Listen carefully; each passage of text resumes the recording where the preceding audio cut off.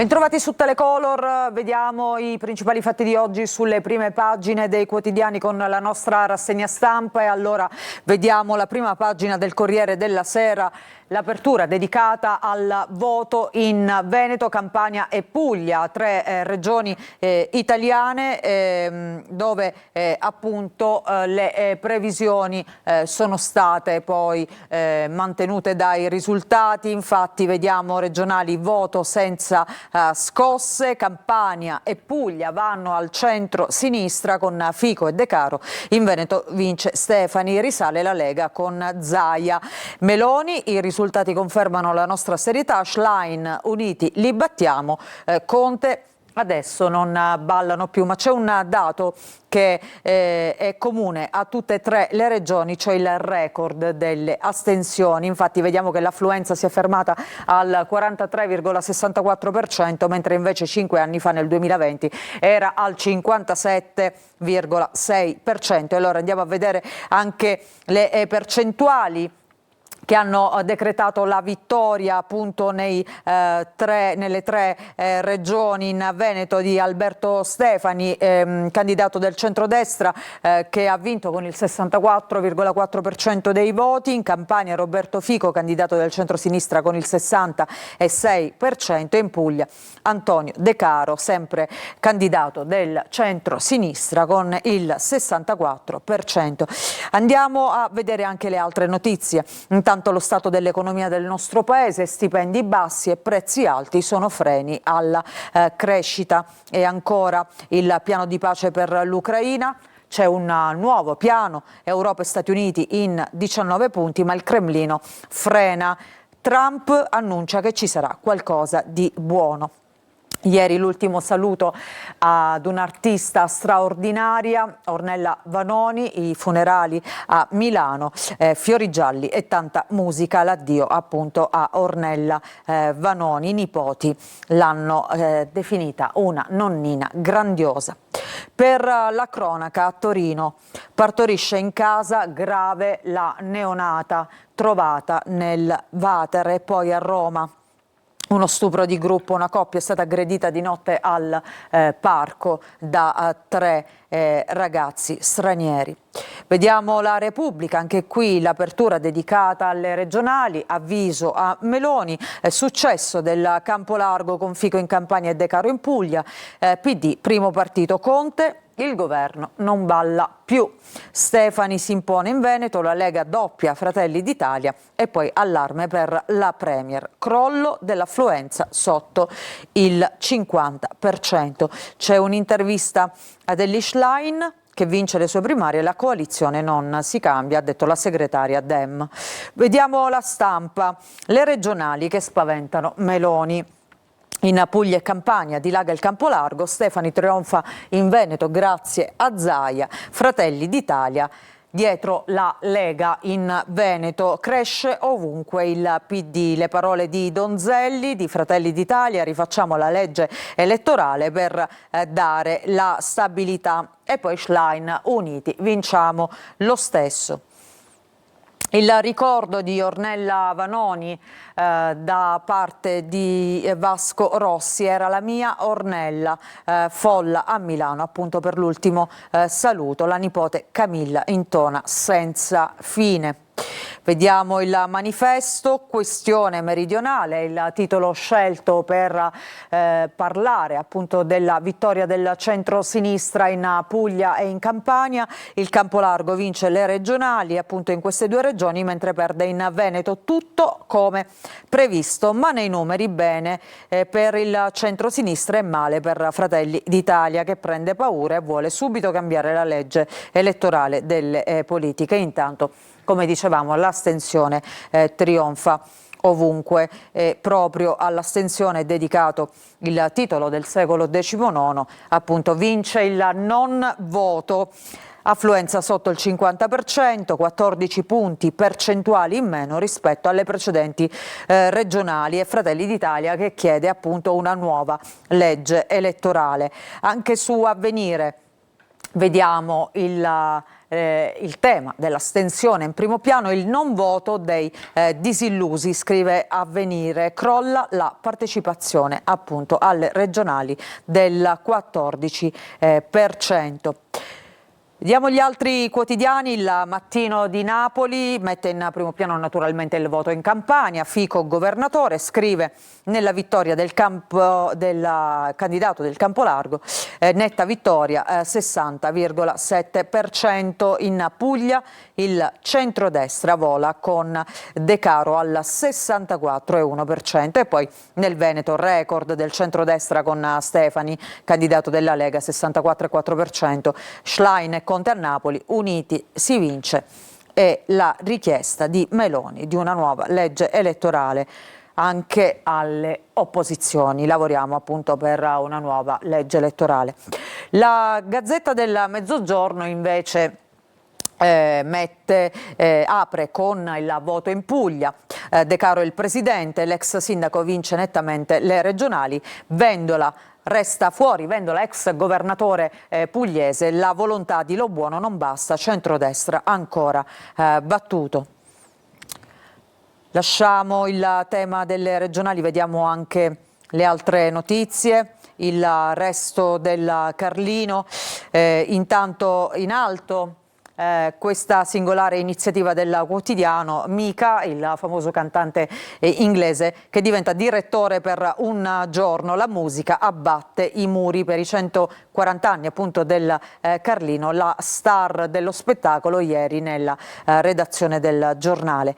E poi ancora il caso Colle governo, La Russa, la seconda carica dello Stato, il presidente del Senato Ignazio La Russa interviene su Garofani, è meglio se lascia, poi fa retromarcia, il Colle sorpreso. Per la cronaca invece, a Bologna, tabaccaia rapinata alla barca, adesso vivo nella paura. E poi per la sanità, rimborsi Covid, pronti i ricorsi di 40 cliniche, braccio di ferro con la regione. Il Messaggero.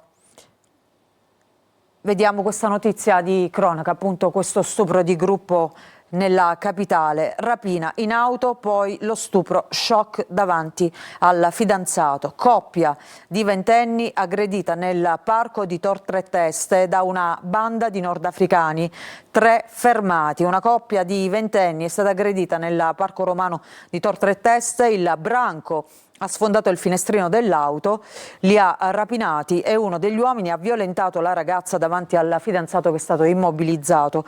La polizia ha fermato 3 sospetti di origine marocchina, si indaga perché potrebbero esserci anche altri complici.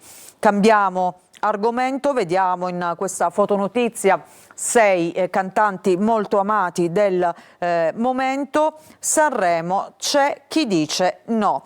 Da Tiziano Ferro ad Annalisa ed Ernia, pioggia di rifiuti per Carlo Conti per la prossima edizione del Festival di Sanremo.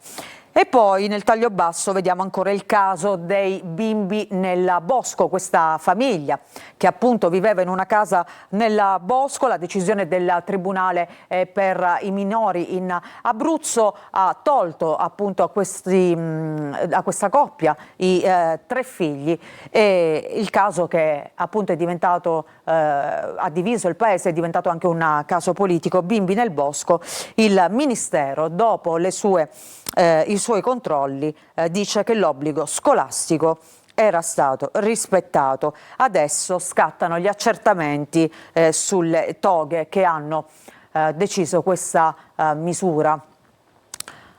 Ancora sul Libero vediamo che si parla proprio della famiglia del bosco, il governo si muove, proteste a sinistra, e poi sull'altra voce vediamo sempre la foto di questa famiglia con questi 3 bimbi nel bosco, assolto l'obbligo scolastico. Il Giornale si interroga e dice degrado e niente istruzione ai figli, che poi erano due punti contestati a questi due genitori che hanno fatto questa scelta non convenzionale di vivere appunto nel bosco, in questa casa, ma le famiglie rom sono impunite, dice il giornale. Caso di Chieti, il Ministero indaga adesso sui giudici. Il Sole 24 Ore, vediamo anche notizie di economia. Intanto Wall Street ancora in rally con il più 2,8%, torna la fiducia sul taglio dei tassi negli Stati Uniti, in borsa si riaffaccia quindi il rialzo e poi balzo degli indici, scusate, Nasdaq e S&P, previsti spiragli di ripresa dei titoli tech. In Italia, salva casa, svolta in arrivo, spunta il maxi sconto sulle sanzioni da versare e poi possibile il ritorno dei bonus sugli acquisti di immobili da parte degli under 30. Queste due novità che riguardano la legge di bilancio. Un emendamento della maggioranza alla legge di bilancio punta a cancellare la doppia conformità dell'intervento da sanare e di tagliare il conto. Per quanto riguarda il salvacasa, per le irregolarità più gravi la sanzione massima passerebbe da oltre 10.000 euro a circa 2.000 euro. Possibile il ritorno poi dei bonus appunto per l'acquisto di immobili per chi ha meno di 36 anni. Vediamo anche il Piccolo di Firenze, vediamo un caso di cronaca sul quale ancora non si è trovata una verità, la morte di Liliana Resinovic. Lilli, silenzio sui sacchi. Esclusiva del Piccolo. Alfonso Buonocore ha raccontato a Visintin, che sarebbe il marito della donna trovata morta in un bosco con dei sacchi appunto attorno alla testa, che la donna gli aveva chiesto le buste. La famiglia della vittima però dice assurdo. L'audio del dialogo non è ancora stato acquisito, la procuratrice c'è un'indagine, niente da dire. Sebastiano Visintin, dicevamo marito di Liliana Resinovic, è unico indagato per la morte della 63enne, si dice incredulo dalle rivelazioni fattegli da questo ex pizzaiolo Alfonso Buonocore, che è spuntato adesso nell'inchiesta, che sabato scorso si era presentato a casa sua per testimoniargli che diverso tempo prima di sparire Liliana era andata a chiedergli appunto 2 sacchi neri. La procura mantiene il massimo riservo, non c'è nulla che vi possa dire, spiega la procuratrice, c'è un'indagine in corso. Quindi una novità in questa vicenda che avvalorerebbe la tesi del suicidio se fosse vera, cioè che la donna era andata a cercare questi sacchi proprio per farla finita. Vedremo appunto cosa diranno gli inquirenti. Intanto noi ci fermiamo, facciamo una pausa, ritorniamo tra poco con la seconda parte della nostra rassegna stampa. Bentrovati, seconda parte della nostra rassegna stampa, sempre in diretta su Telecolor. E allora ripartiamo con i fatti regionali e lo facciamo guardando il nostro sito siciliaweb.it. Vediamo quali sono le notizie in primo piano. Ci sono 2 operazioni intanto di questa mattina. Vediamo l'apertura nella pescheria di Marsala, spaccio e incontri tra mafiosi, 27 arresti, blitz antidroga nella Trapanese, scoperti 3 gruppi che rifornivano le principali piazze. E poi un altro blitz antidroga anche nel Ragusano, sempre notizia di questa mattina. Ci sono invece 14 arresti nel corso delle prossime edizioni dei nostri telegiornali. Vi daremo tutti i dettagli. Intanto vediamo anche il caso della morte di Aldo Naro, ucciso davanti ad una discoteca a Palermo nel 2015. Assolti i 3 buttafuori. Ragazzini terribili, in un'ora 3 rapine in centro invece a Catania. Queste le principali notizie di oggi in questo momento, naturalmente sul nostro sito siciliaweb.it. Intanto ritorniamo alla lettura dei quotidiani che trovate in edicola e ripartiamo da Repubblica Palermo, naturalmente. Apertura dedicata alla giornata di oggi, giornata internazionale contro la violenza sulle donne. Aumentano le denunce, scrive appunto Repubblica Palermo. E poi ancora le altre notizie, i messaggi in bottiglia e il racket dei picciotti. Accade a Palermo, esattamente a Sferracavallo. Regione, ribasso record, viene sospesa la gara per l'assunzione di personale del 118, l'assessorato alla salute ferma in autotutela appunto questa gara. E poi effetto regionali, l'opposizione spera, e sulla sanità la Lega invece che alza la voce. Nel taglio basso la Sicilia ancora alle prese con l'emergenza idrica. Trapani è una delle province che continua a soffrire nonostante abbiamo abbandonato insomma, i mesi estivi e quelli naturalmente anche più critici. Trapani senza acqua, sindaci in rivolta, scelte politiche. Andiamo a vedere all'interno queste notizie. Intanto l'apertura dedicata alla violenza sulle donne, i femminicidi sono in crescita, ma adesso le donne denunciano le violenze. Nell'isola 6 vittime nel 2025, 2 in più rispetto all'anno scorso. Aumentano anche le richieste di aiuto via alla rete degli studenti. Sono 6. Secondo l'osservatorio Non Una di Meno, le vittime di femminicidio in Sicilia nei primi 10 mesi del 2025 rispetto alle 4 dello stesso periodo invece del 2024. 700 invece le richieste di aiuto. E poi vediamo nell'altra pagina il ricordo di una donna uccisa dall'ex compagno Marisa Leo, un'imprenditrice di Marsala. Parla la mamma, mi raccontava come soffriva con l'uomo che l'ha uccisa. Marisa Leo è stata ammazzata nel 2023 appunto dall'ex compagno. Lei, la madre, dice delusa perché le donne sono lasciate sole. E poi oggi è giornata dedicata appunto a questo tema, tanti i cortei, dibattiti ed eventi. Il 25 novembre a Palermo, al Pagliarelli, ci sarà il monologo scritto da Franca Rame, all'Ars invece il ricordo di Sara Campanella, vittima di femminicidio di quest'anno. Nel pomeriggio invece la manifestazione. Cambiamo argomento e vediamo un'altra notizia che era in prima pagina. L'ombra del pizzo nel mirino del racket. Ci sono 5 attività commerciali di Sferracavallo, bruciate 11 barche a Isola.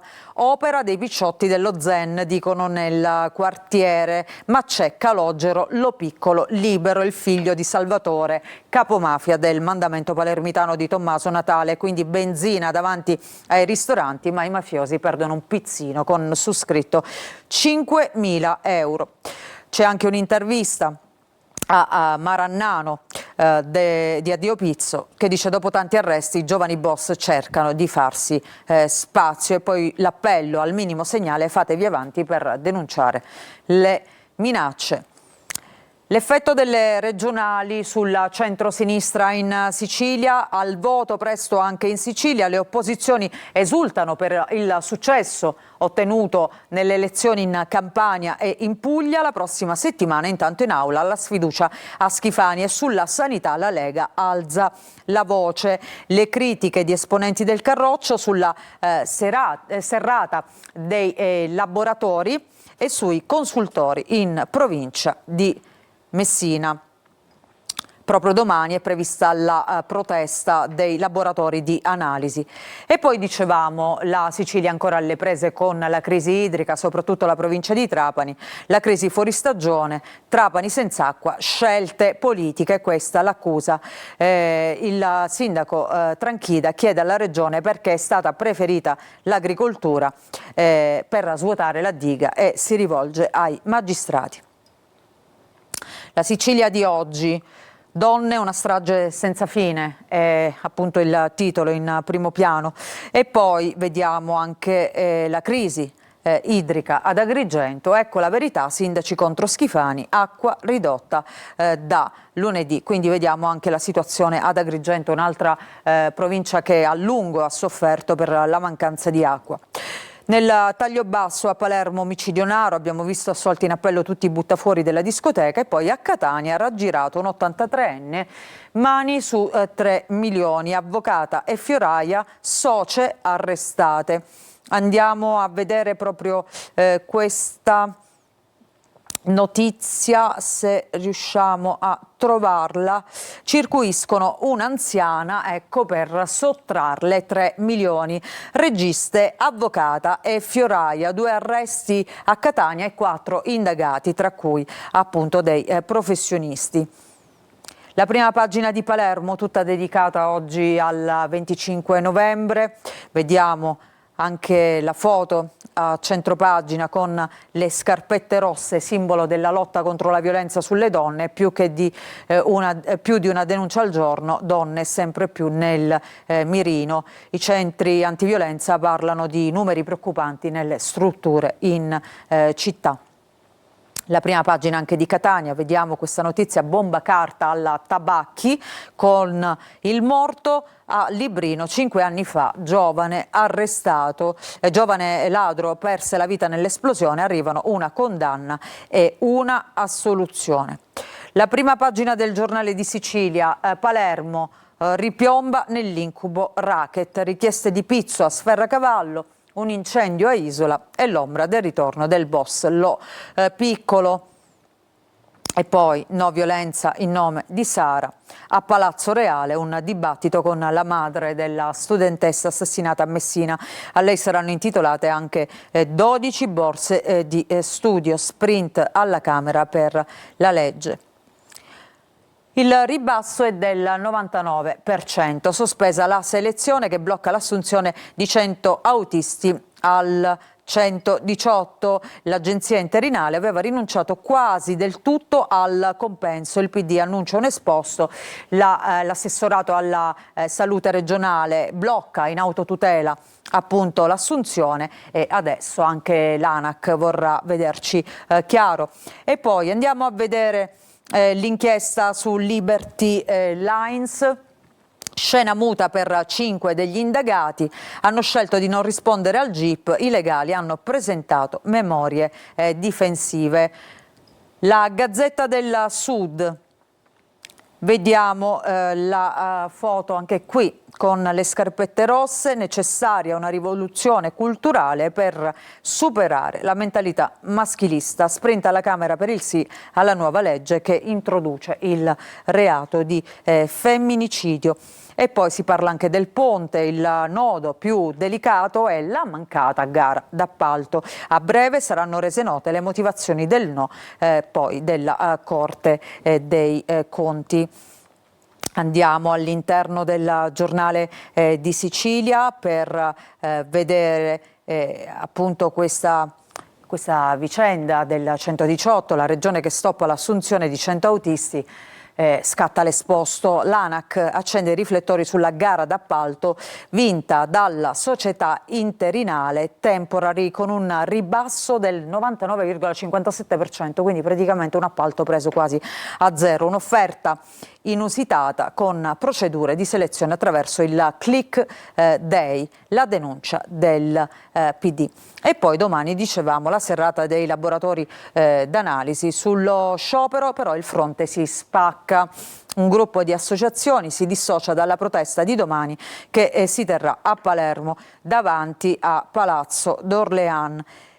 Ancora vediamo in questa pagina invece una notizia carina con la quale chiudiamo questa rassegna stampa, perché La signora più anziana delle isole Egadi spegne 104 candeline. I carabinieri della stazione di Favignana hanno festeggiato il 104esimo compleanno di Rosa Giangrasso, la più anziana tra gli abitanti delle Egadi. L'ultracentenaria vive da sola e spesso riceve la visita appunto dei carabinieri che vanno a trovarla per assicurarsi che stia bene, chiedendo come sempre se le serve assistenza. Come ogni anno i carabinieri della locale stazione, che poi è l'unico presidio appunto delle forze di polizia presente sull'isola, hanno deciso di festeggiare il suo compleanno portandole una bella torta e dello spumante con i rappresentanti del comune e il parroco dell'isola. La chiamano zia Rosina. Complimenti a questi carabinieri e naturalmente anche noi facciamo tanti auguri a questa nonnina. Ci fermiamo con questa notizia. La rassegna stampa ritorna naturalmente domani mattina. Una buona giornata.